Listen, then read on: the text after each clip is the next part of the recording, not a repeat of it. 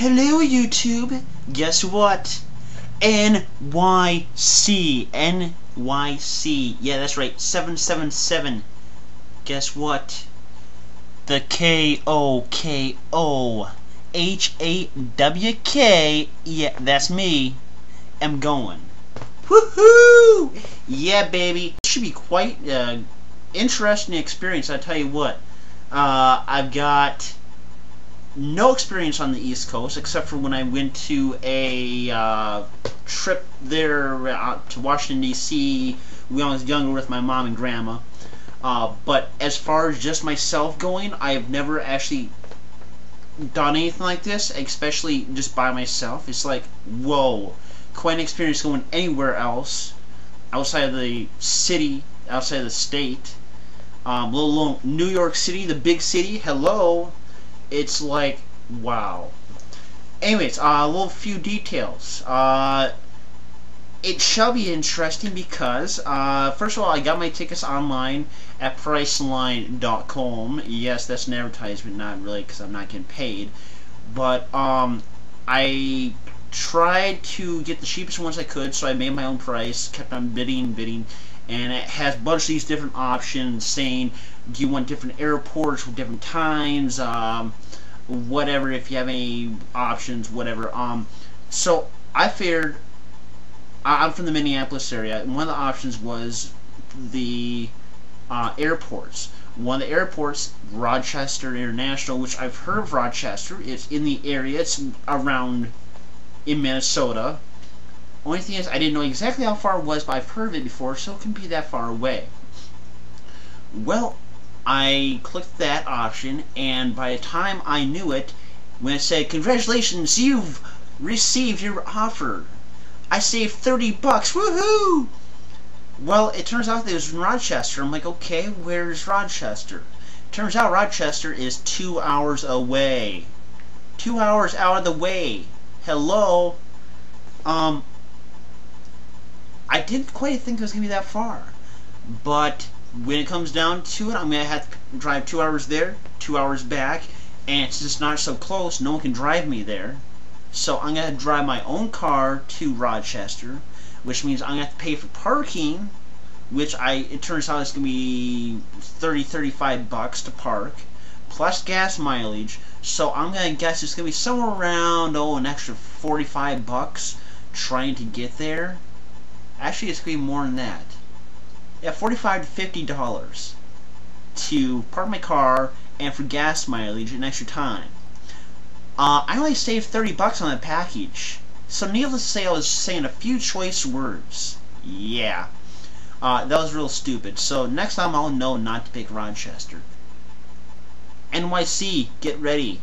I'm coming. Yeah, I'm coming.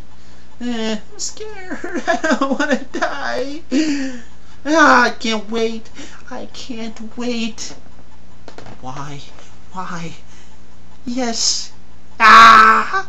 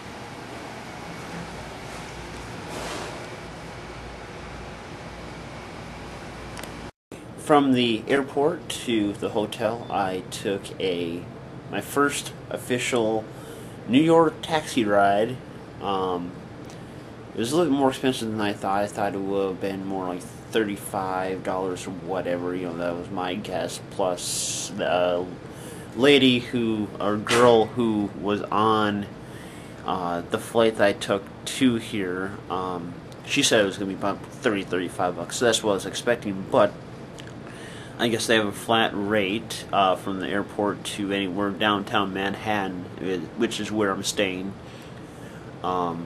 It turned out to be $70 plus, $60 plus $8 for the toll, and then plus tip.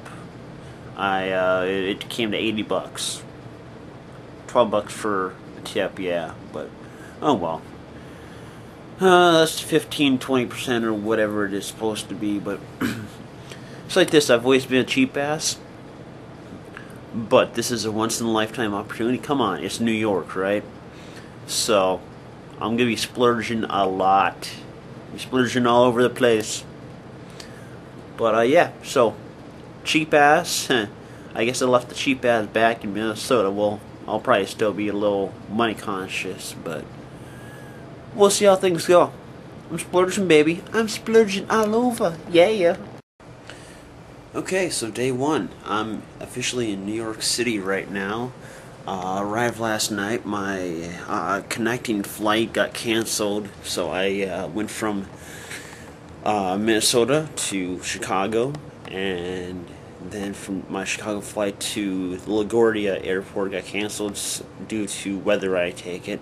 So I went and got a second flight a little bit later, arrived in New York about 1:05, released at the airport, Newark Airport, a little bit later, but still, I'm here.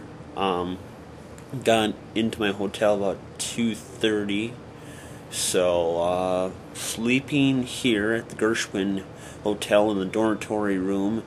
Saw a couple people this morning, some of my roommates.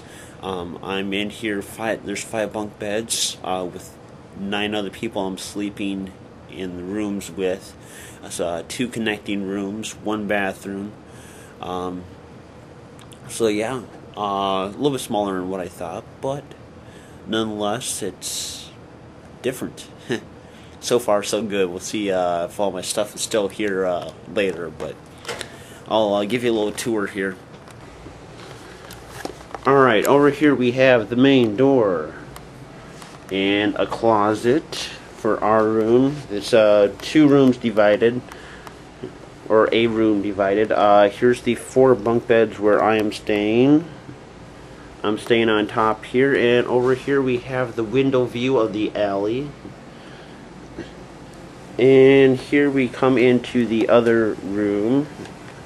Here's another closet. And here is the 3 bunk beds where the other 6 people are staying. It's a little cramped, but hey, you're in New York City, so you should be traveling around the city and not necessarily staying in your room. Another window where it leads out to yet another alleyway.